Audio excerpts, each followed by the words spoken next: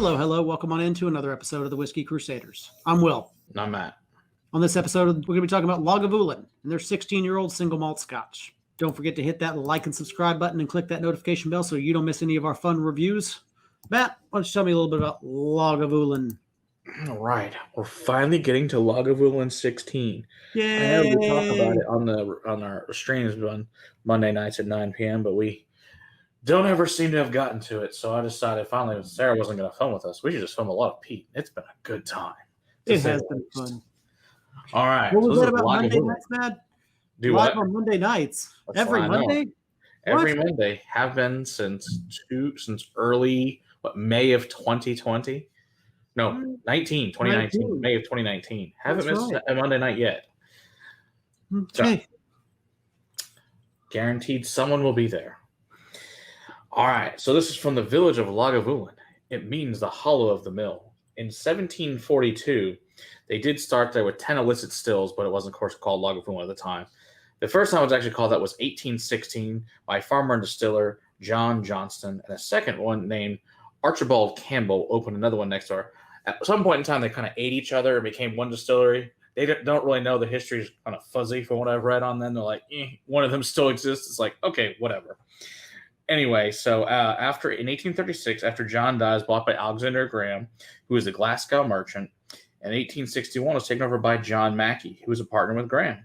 Then a guy named Peter Mackey came into the fold, which of course is John's relative, and became distiller and learned how to do an 1870 Saman, and became the James Mackey and Co. in 1870. That's great, all these little lovely things. Here's the real issue with Lagavulin. Lagavulin tried to steal all the shit from Lefroy. And if you want to see the full story about that, go watch our Lefroy video about this. So they tried to copy their still. They stole their malt guy. They stole a bunch of things. They even blocked their water stores. Water. Yeah, right. They try to copy the still. Everything under the sun they try to do. Guess what? So this is my whole thing about you can't copy a distillery. You can put it on the wall. No one can copy it. They're next door, literally within, I think, a couple of miles or less of it, trying to use now the water source is slightly different. Doesn't matter. They couldn't copy it. The whole point is stop being so secretive in general. It doesn't matter. So Lagavulin is the pure case study of it can't be done. I don't care what you do. It's impossible. All right. So anyway, like 1890, he went through all this crap. In 1908, they had two buildings. They restored and became the malt mill. In 1924, Mackey dies, and they become the White Horse Distillers.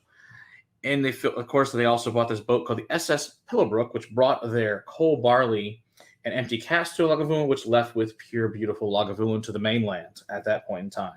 1927 became part of Distillers Limited, which, of course, once again, Diageo. This is part of the classic malt collection. They started, I think, in 1988. In fact, in 1939, only women ran Lagavulin because of this thing called World War II, which they then closed because they said you couldn't have more barley. Caught them before the war effort. So it is what it is. In 1948, they finally had electricity till 1948. That's amazing that it was that long until it gets electricity, which is like, wow. They haven't even had electricity 100 years at this distillery, which is pretty wild. So the malt mill itself unfortunately closed in 1962, but they did keep some of it safe over at Lagavulin, so they do know what it tastes like. In 1974, as they closed the malting floor, went over to a place called Port Ellen, which unfortunately also closed their distillery in 19. But they still use the malting floor. By multiple distilleries use Port Ellen's malting floor still. All right, so they've got two wash stills with their 11,000 liters and two spirit stills with 12.5 liters. They are pear-shaped, and their water source is the Solemn Lock. All right, so this one is the 16-year, which is 43%. Like I said, it is, of course, all the peat comes from Port Ellen. It uses a 55-hour fermentation, and it's a slow second distillation. So let's see what Lagavulin, one of the greatest island distilleries that ever is, besides their lying douchebaggery they pulled back with it in the day. By Peter Mackey, who clearly is an asshole. So. But we won't judge this particular whiskey on the past of what they've done. Exactly. This is Diageo. It has nothing to do with that guy. We will. Oh my! Ooh, what the hell just happened? I have no idea. We will judge this whiskey on the 16 years that this whiskey should taste. Exactly. Yeah, this is actually an older. When's this of the year? This was from, I think, like 2016. This particular bottling, so it's a little bit older one sitting around. Fair enough. All right, let's see what we get. We get peat. Surprise. A lot of peat, but it's peaches and apricot and peat. Yeah, I always say this is to me of the big three. To me, this is always the sweetest of the peats between Ardbeg, Lafroig, and Lagavulin. It's Yeah. like this sweet candied peat, like almost like a pop rocks. See, and to me, I would call this one the most refined of the three. Yes, it's Right? It's not. definitely Granted, the other the two, their core offerings are 10 years old, and this one is another right 6 on 16. top of that. Yeah, But you taste every bit of that, or at absolutely. least that was always my experience when I've had it in the past. This is a new experience. I'm going to have it again, but I remember it being just a very, very refined peat. It wasn't overwhelming. It wasn't like too much, but it was definitely Right. present. Yeah, I always consider this the gentleman's peat. To me, this is always the older grandfather, Wiserly Pete, the older one. That was Yes. the one that served at nice steakhouses. But I've also found that the older the peat gets, the less the ppm really kind of comes through on the palate. True. So yeah, there's a Yeah, little bit I'd less. agree. But yeah, it's got this bell pepper and that's like bacon wrapped seaweed too. A little bit burnt. Like to me, it reminds me a lot of Brian's burnt ends. Just that Oh, sweetness of see, that peat. and I'm actually picking up more like that egg. Remember the egg we ate that actually had the bell Oh, the pepper in armadillo it? egg. Oh, that was so good. Armadillo egg, yes. Yeah, it's got this meat, like a meaty brown gravy even to it. Mm. It's just such a great whiskey. It really is beautiful. But yeah, it's just this nice refined. Now, granted, the price of this is also 2 to 3 times what Ardbeg and Lafroig are as well for their base Mm-mm. product. No. It's almost 3 times. It's around 100 now, whereas theirs are about 38. Oh, Yeah, so oh, come on though. That's so good. that looks Is it wonderful. really Yeah, almost to 100 now? yeah, it's 100 now. But part of it's the tariffs, but back originally this thing was usually around 80. So 80. yeah, it's well over double on the regular price than the two. But yeah, with the things they've kind of kept Lafroig and Ardbeg at the price they've been at, and Yeah. just ate the thing not on Lagavulin. It's at over But 100. for a 16-year-old Mhm. Isla whiskey, $80 was a Oh, pretty it's not solid unreasonable price at point. all. Uh, I mean, $80 was a pretty solid price point for Yeah, for for 16-year-old. 16. Yeah, it's a good price. I mean, I don't have a problem with that price at all for 16. 100 I'm having an issue with because I could get the distiller's edition for under that. Yeah, well, yeah, Gone are those days, aren't they? yes. Until the price of the tariffs taken on, which is technically off now, but they won't open the shelves for several months, maybe a year, maybe never.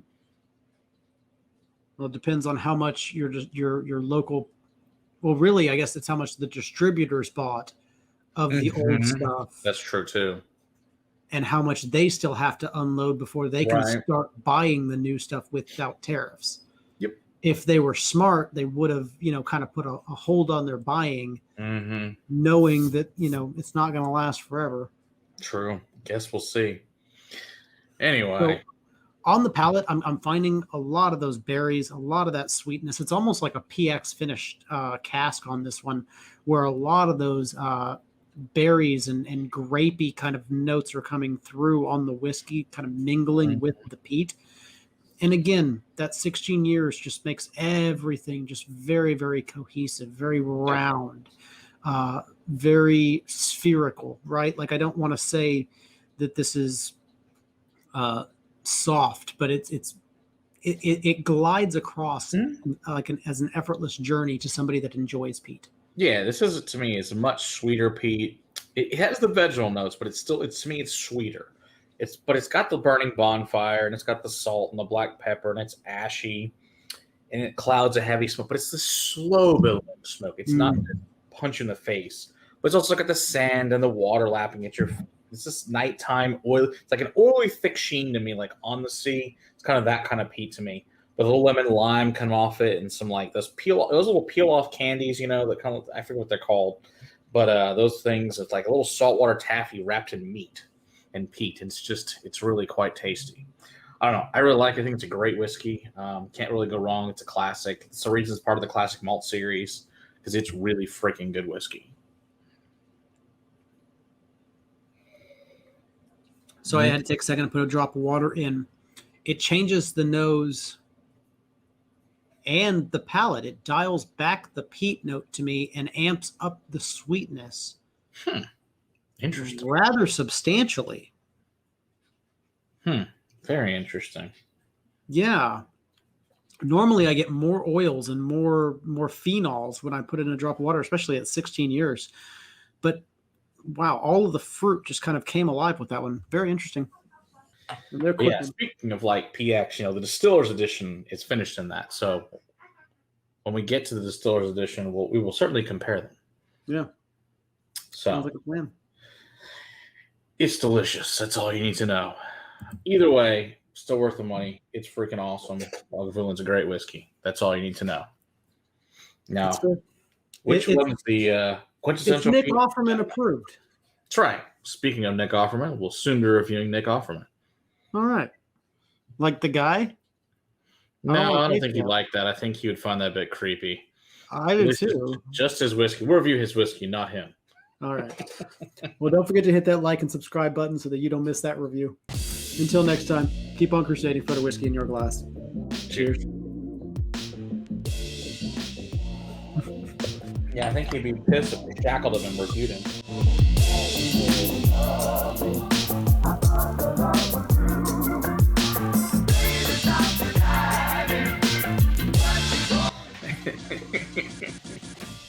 You got to sit still. We got to taste you for 5 minutes. Oh, God.